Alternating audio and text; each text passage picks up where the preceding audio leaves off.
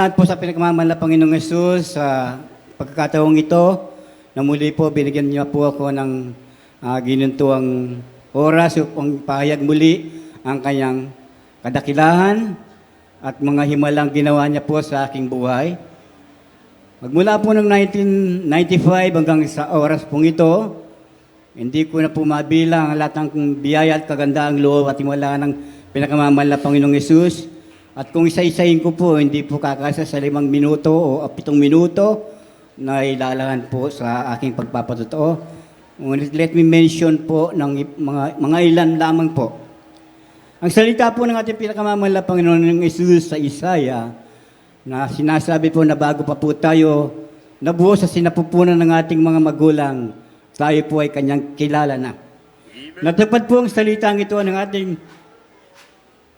pinakamamahal na Panginoong Hesus ng apoy. 1 taong gulang pa lang daw po na kami nakatira sa bahay ng aking lolo. Ang bahay po nila ay mataas po, mga 7 feet po ang taas ng silong.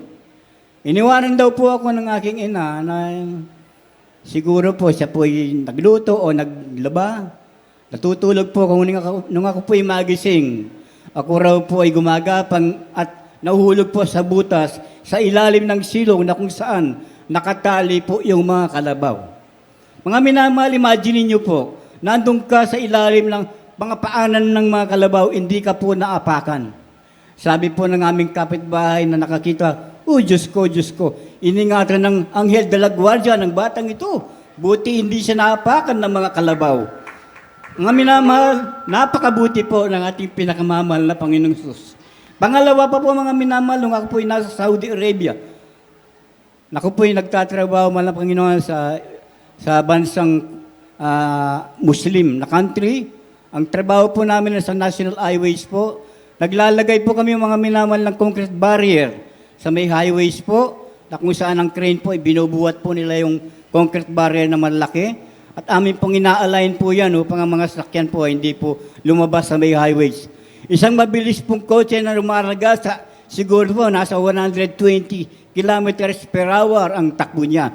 Bigla po siya mga minamahal sumalpok sa ilalim ng crane na kung saan kami nakaupo na naglalagay po ng mga kalso ng mga barel. Mga minamahal, ganun lang po ang layo ko.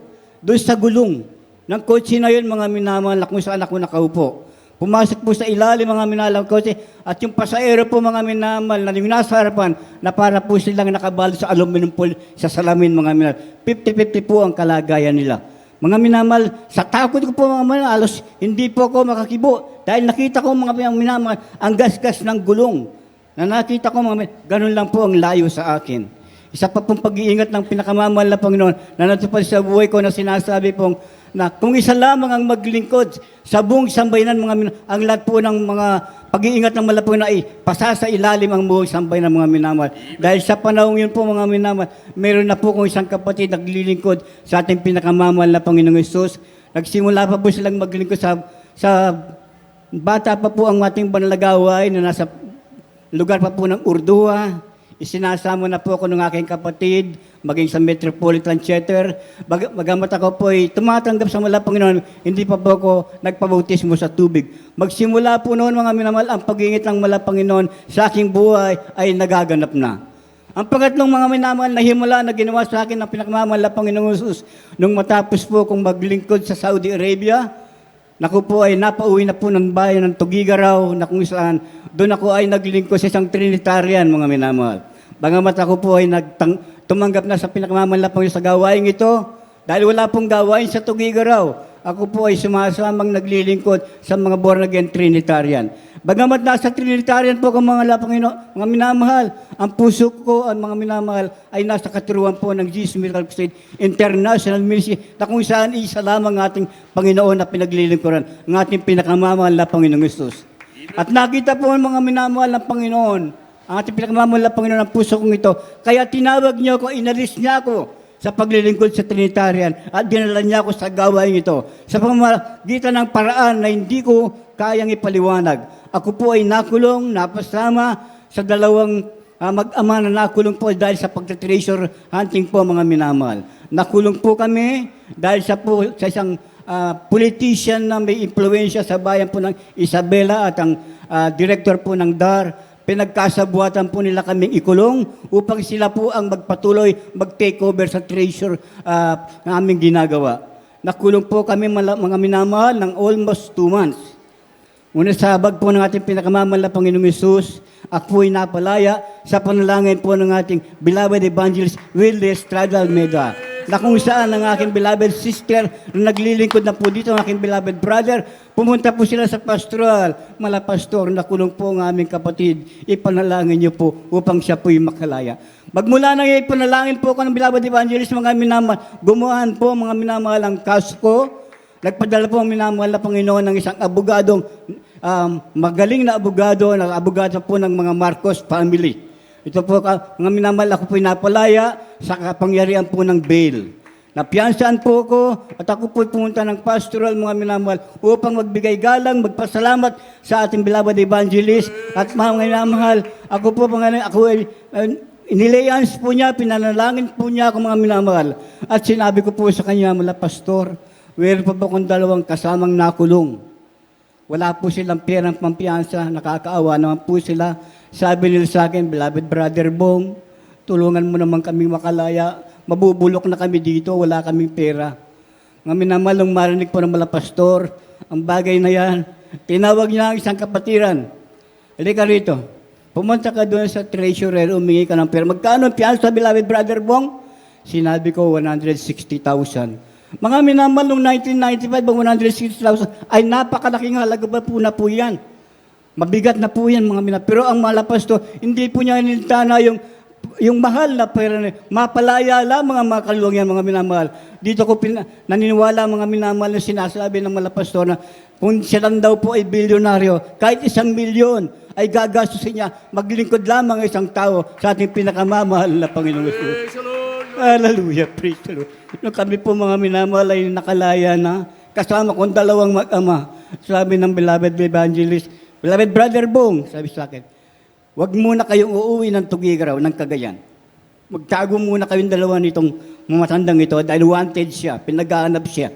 Dahil doon sa lupa niyang may treasure. Tago muna kayo. Mga minamahal, kami po nagpunta ng Pampanga. Doon po sa bahay po namin, nasa gitna po ng bukid. Doon po kami nagtago ng aking kasamang beloved Primo Telam po ang pangalan niya. Kasama na po ang aking buong pamilya. Doon po kami niraan, mga minamahal. Panahon pong mga minamahal, tagbagyo. Agosto po ang buwan na yun. Dahil napalaya po kami, mga minamahal. June po kami napalaya. Agosto, nasa Pampanga. Mga minamahal, ang lakas po ng bagyo, mga minamahal. Nakikita po, mga minamahal, ang mga sagingan, bahay, bubong ng mga kapitbahay po namin naglilipat. Ngunit ako po nanalangin. Mga minamahal, mahal na Panginoon, dalangin ko sa pangunang panalangin ng mga pastor evangelist sa Israel, pangingatan niyo po kami. Kubo lang po ang bahay namin sa bukid, lili pa rin po kami.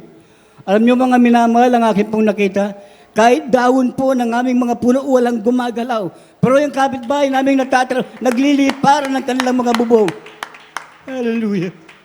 Ganun po pala ang kapangyarihan ng propeta ng Diyos. Kapag inutusan ka, sumunod ka, magtago muna kayo, huwag po kayong alis dyan, hanggat hindi ko kayo pinapatawag. Nanalagi kami sa Pampanga, mga minamahal. Wala kaming pagkain na suporta. Ngunit ang mga pinamamahal pinapakain niya po kami araw-araw, pati ng aking buong pamilya. Hallelujah, praise the Lord. Nung pumumupa na pong lahat, tinawag kami ng malapastor, beloved brother Bong, umuwi na kayo ng Tugigaraw. Ayos na, wala nang banta sa buhay ng kasama mong matanda. Magpapadala rin ako ng mga manggagawa doon upang maipangalat ang ebanghelyo ng kaligtasan sa Tugigaraw. Sumama ka. Mga minamahal, umuwi po kami. Ginamit ko po, mga minamahal, namin ang passenger's jeep ko, namamasada po, yun pong ginagamit namin. Araw-araw, ginagalugat po namin ang lahat ng baryo ng Tugigaraw, lahat ng mga kapatiran ng mga beloved brothers natin sa Maynila. Pinupuntahan po namin ang mga bahay po nila. Mga ilang taon po kami nagbabible study, mga araw-araw. Ang isang malapastor ay nagdawis po ng krusada sa Tugigaraw, mga minamahal. 1997, ang pagbubukas ng pintuan ng bilangguan, mga minamahal, para sa amin, na kami makalaya. Nagbukas din na pintuan ang bayan ng Tuguegarang upang mapalaya ang mga tao ito. Hallelujah. Glory. Hanggang sa oras na ito, mga bilawan, ang ginagalugan ng mga kapatiran nating manggagawa, ang mga bundok ng Sierra Madre, Cordillera, pinupuntaan ang mga kuta ng mga LPA. Ang mga LPA na to ay nagbalik loob sa gobyerno. Tulong ng mga military po natin. Hallelujah! Praise the Lord. Hallelujah. Napakabuti ng mga Panginoon. Hallelujah. Hallelujah. Hindi ko maipaliwanag ang himala at kamanghamang kaparaharan ng mga Panginoon. Hallelujah. Praise the Lord. Hindi ko na po pakakaabahan ang aking hanggang dito lamang. Ang lahat ng kapurihan, pagpupurit, pag-isamat, wala natin sa ating pinakamamahal na Panginoon Jesus. Salamat.